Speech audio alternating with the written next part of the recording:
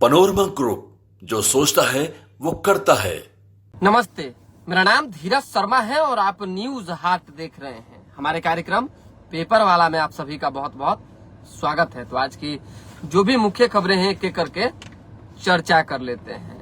लालू यादव की नजर, आरजेडी की नजर कांग्रेस पर है। आप समझिए कांग्रेस पर क्यों है, क्योंकि धीरे धीरे कांग्रेस बिहार में मजबूत हो रही है। अब किसके नेतृत्व में मजबूत हो रही है, कांग्रेस में कौन जान फूंक रहा है और कौन कार्यकर्ता कांग्रेस में जो को छोड़ चुके थे वो वापसी कर रहे हैं, ये तो देखने वाली चीज है। हम आपको बताएंगे कि कांग्रेस कैसे धीरे धीरे मजबूत हो रही है और आरजेडी की टेंशन जो है वो बढ़ती चली जा रही है। लेकिन इससे पहले सम्राट चौधरी, बिहार के उप मुख्यमंत्री, उनके टेंशन की चिंता कर लेते हैं, क्योंकि उनका भी पोल खुला है। आप समझिए कि अशोक चौधरी बिहार सरकार में मंत्री हैं, नीतीश कुमार के करीबी कहे जाते हैं। जब उनका पोल खुला, 200 करोड़ रुपए का इंजाम लगा, कई बातें हुई, उसके बाद अशोक चौधरी ने जो है 100 करोड़ का मानहानि का मुकदमा प्रशांत किशोर पर ठोका। तो ये तमाम आरोप प्रत्यारोप इधर उधर जो है चुनाव तक चलता रहेगा, कहीं कोई इधर उधर होने जाने को नहीं है।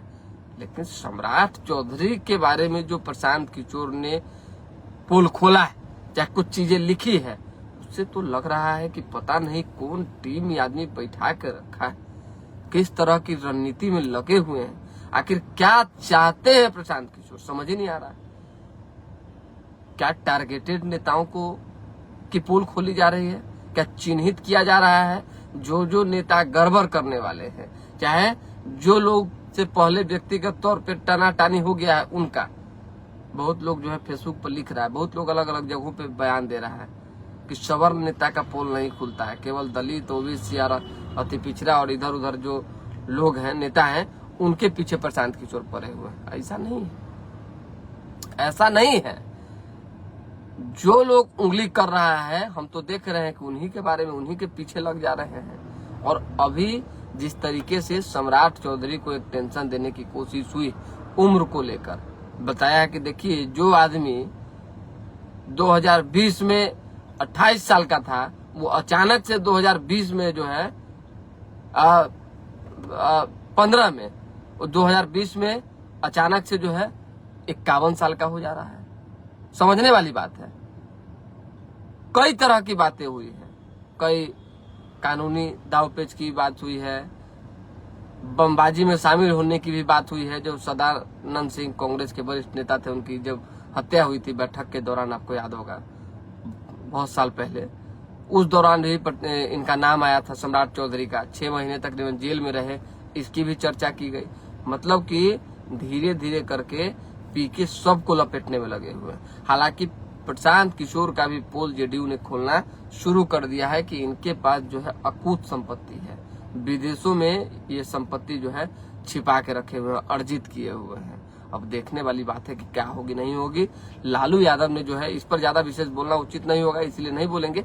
लालू यादव अपने कार्यकर्ताओं के साथ साथ कांग्रेस के उन कार्यकर्ताओं पर भी नजर बनाए हुए हैं जो वापसी कांग्रेस में कर रहे हैं। और हर क्षेत्र में जो सिपाही है वो लगा हुआ है, दौरा दौरी कर रहा है कि कन्ने कौन किससे सट रहा है, कौन हट रहा है। समझिए बात को। मल्लिकार्जुन खड़गे जब पटना पहुंचे तो एयरपोर्ट पे जिस तरह का स्वागत हुआ, मतलब गहमागहमी हुआ। पहली बार ऐसा हुआ कि किसी नेता को दरवाजे से फिर वापस भागना पड़ा। अब भीड़ इतनी थी, समझिए कि भीड़ में मुश्किल हो गया जाना, इतनी भीड़ हो गई कार्यकर्ताओं की, हुजूम।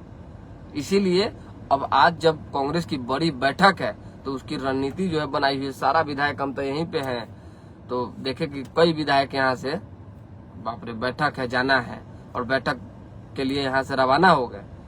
आज कुछ रणनीतियां बनेगी, कुछ सीटों को लेकर जो है कांग्रेस घोषणा करेगी।